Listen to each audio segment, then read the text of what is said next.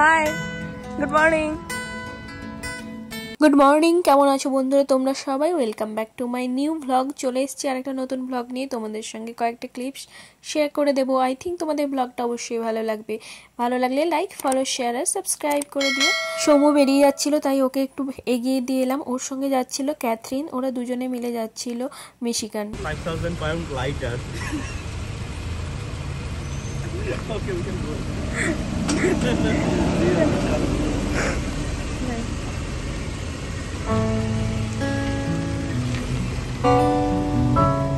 ওরা বেরিয়ে যাওয়ার পর অরিজিৎও বেরিয়ে গেল অফিসে। A few hours later. বিকেলে আমাদের ক্লাব হাউসে আইসক্রিম পার্টি ছিল, তো সেই কারণে অরিজিৎ একটু তাড়াতাড়ি বাড়ি ফিরেছিল। তারপর দুজনে মিলে গিয়েছিলাম ক্লাব হাউসে।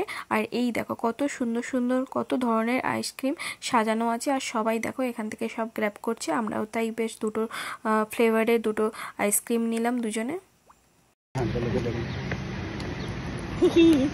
Vanilla and chocolate. আমি সবসময় চকলেট পছন্দ করি, মাঝে মধ্যে ভ্যানিলা করি, তো তাই দুজন দুরকম নিয়ে নিলাম। কেমন টেস্ট? দুটোই খুব সুন্দর, একটু টেস্ট করেছি আমরা। তারপর আমরা ইভিনিংয়ে বেরিয়েছিলাম কাছাকাছি একটা জায়গাতে। ঠিক কাছাকাছি নয়, আমাদের অ্যাপার্টমেন্ট থেকে মোটামুটি কিছুটা দূরে। আর জায়গাটাতে বেশিরভাগ জঙ্গল আর ট্রেল আর খালি জায়গাতেই ভরা ছিল। তো যেহেতু শহর থেকে কিছুটা দূরে, তাই এই জায়গাগুলোকে অ্যাকচুয়ালি বলা হয় সাবার্ব এরিয়া।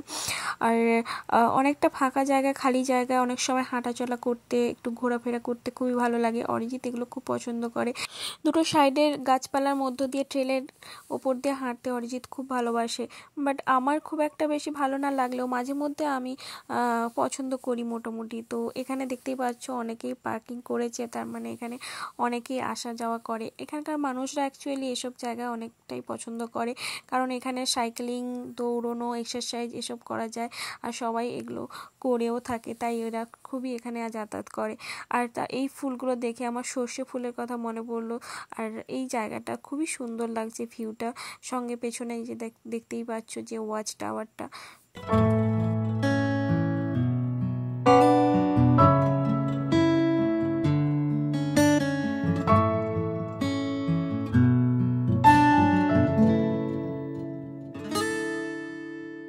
ও হ্যাঁ, জায়গাটার নামই তো বললাম না, জায়গাটার নাম হলো বুলিংব্রুক। আর এটার এই যে লেকটা, এটার নাম ওয়ালন লেক। আর লেকটা দেখো কি সুন্দর, আর লেকটার চারপাশে কত মানুষ ভিড় করেছে। জায়গাটা এতটাই সুন্দর, মানুষজন বসে এখানে সানসেট দেখে। সানসেটটা খুব সুন্দর দেখা যায়, তাই আমরাও ওই সানসেটটা দেখার জন্য এখানে চলে এলাম ঝট করে। তবে আমাদের একটু আসতে দেরি হয়ে গেছিলো, তাই পুরোপুরি দেখতে পারিনি সানসেটটা, বাট কিছুটা হলেও দেখেছি। আর জাস্ট এই যে দেখো কয়েকটা ক্লিপস তোমাদের সঙ্গে শেয়ার করলাম।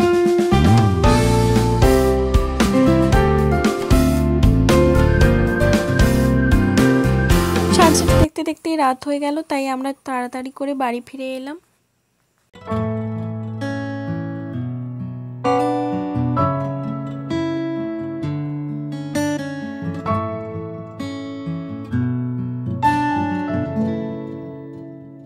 বাড়ি এসেই আমাদের ইচ্ছে হলো প্যাড থাই খাওয়ার, তো ঝট করে তাই বানিয়ে ফেললাম, রেডি করে নিলাম সব কিছু প্যাড থাইয়ের জন্য। প্যাড থাইটা বানিয়েছিলাম টোফু আর এই যে সবুজ সবুজগুলো দেখছো, এগুলোকে বলে বকচই।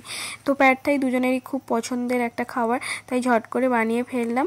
আর সামান্য একটু চিংড়ি দিয়ে বানিয়েছিলাম। তো প্যাড থাই পুরো রেসিপিটা আমি শেয়ার করে দেবো আমি আমাদের ফুড চ্যানেলে স্টারানিজে, লিঙ্কটা আমি ডেসক্রিপশানে দিয়ে রেখেছি। আর যারা ফেসবুক থেকে দেখছো তারা অবশ্যই আমার কমেন্ট বক্সে একটু চেক করে নিও, ওখানে আমি লিঙ্কটা দিয়ে রেখেছি। তো কেমন লেগেছে দেখতে তোমরা অবশ্যই কমেন্টস করে জানিও। চলো ব্লগটাকে এখানে শেষ করছি। নতুন নতুন রেসিপি আসতে চলেছে আমাদের ফুড চ্যানেলে, তার জন্য অবশ্যই কিন্তু ঝট করে ফলো করে নাও আমার চ্যানেলটাকে, ফুড চ্যানেলটাকে। আর অবশ্যই কিন্তু ফলো করে রেখো আমার ব্লগ চ্যানেলটাকে। চলো নেক্সট ব্লগে দেখা হচ্ছে, ততক্ষণ ভালো থেকো, সুস্থ থেকো, সাবধানে থেকো। আর অবশ্যই আমার চ্যানেলটাকে সাবস্ক্রাইব করে রেখো যারা নতুন দেখছো। চলো টাটা, গুড নাইট।